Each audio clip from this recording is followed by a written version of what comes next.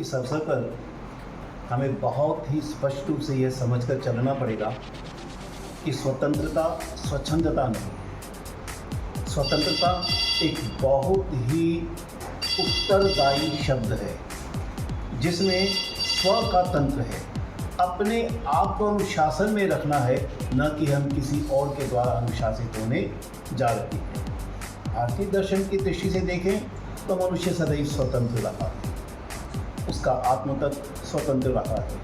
मुझे लगता है हम जिस स्वतंत्रता की बात करते हैं वह 1947 में राष्ट्र के द्वारा पाई गई राजनैतिक स्वतंत्रता है।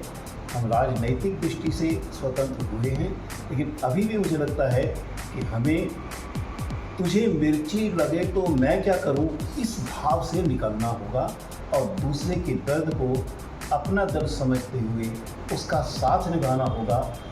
हमें अनुशासित रहना होगा।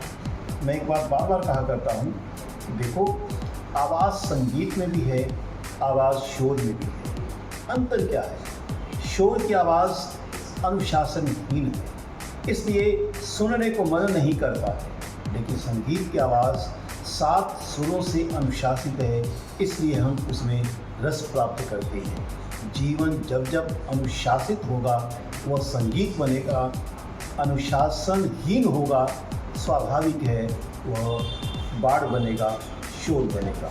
नदी 2 पार्टों में चलती है, नदी है, नदी का एक पार्ट टूटता है तो बाढ़ बन जाता है। स्वतंत्रता नदी बनाने का तरीका है। स्वतंत्रता अनुशासित रहकर जीवन को संगीतमय बनाना है।